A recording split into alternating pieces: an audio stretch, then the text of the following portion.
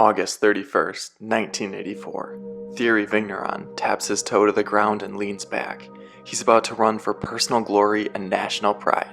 He represents the last hope for French dominance in his sport.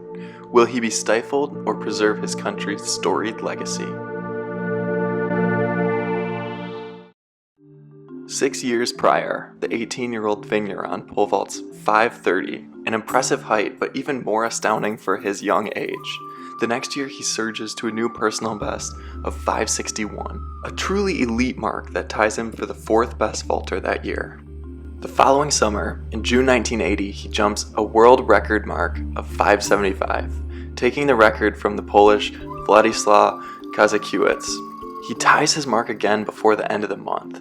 Great job, Thierry. However, in July, fellow countryman Philippe Houvillon jumps 576, and Kozakiewicz then jumped 577 to regain the record.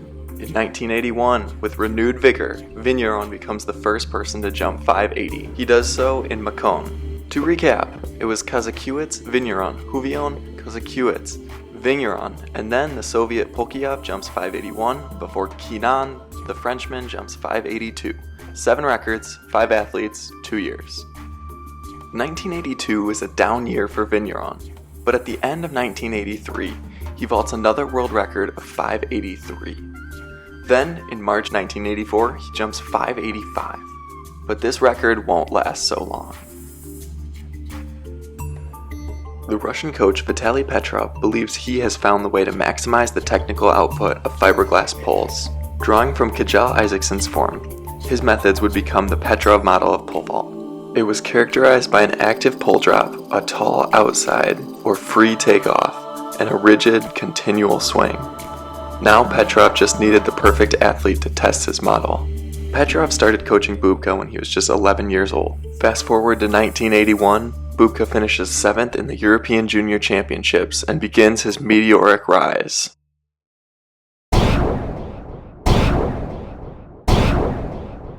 In July of 1983, Bubka vaults 572, establishing himself as an elite vaulter. In August, he wins the IAAF World Championships with a 570 jump, and at this point he was still relatively unknown, having mostly competed in the Soviet Union and Eastern Europe, but now he's front and center, and he doesn't miss a beat in 1984. January, 581. February, 582. Then 9 days later, 583. May, 585. Can he keep this pace up? June, 588, the first of many. World records? Yes, he can. It's clear. Bubka can't be stopped. World records aren't meant to be broken at this pace, so quickly by the same person. People wonder if it's possible to jump 6 meters. If you watch Bubka, there's a good chance you see a world record. It was generally accepted that 6 meters was an impossible mark, but Bubka's changing that opinion. It seems like it may not be that far off. July, 590, he's 10 centimeters away. He snatches Vigneron's record and then raises it twice.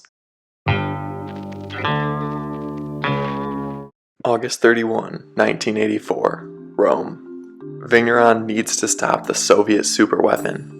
Bubka's meteoric rise potentially foreshadows a string of dominance and world record volume unseen in track and field.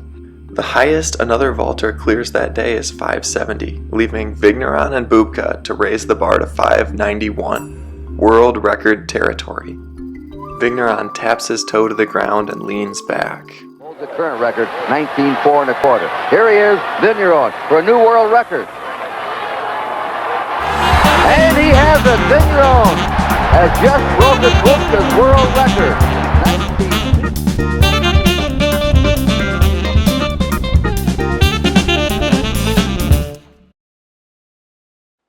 It's easy to forget, but Bubka's still in this competition, and he's playing to win.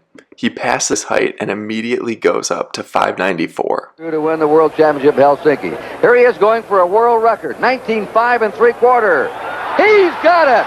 A new On his first world attempt, record. Bubka doesn't miss. He doesn't even give you the chance to think he's missed. 2 world records, 2 consecutive vaults. Bubka returns to rain on Vigneron's parade by 3 times the margin.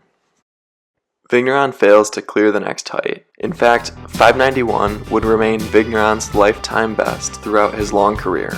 His bronze from the 1984 Olympics would also be his only Olympic medal. On the other hand, Bubka would go on to be the first human to pole vault 6 meters in Paris in 1985. Poetic that he did it in Vigneron's capital. He became the world champion 6 straight times and broke the world record 35 times, 17 outdoor and 18 indoor.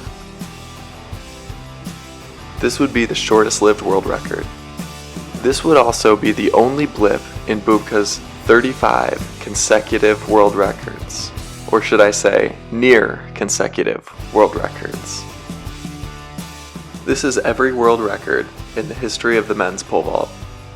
Vigneron and Bubka's competition is just a little blip, but each little blip has a story.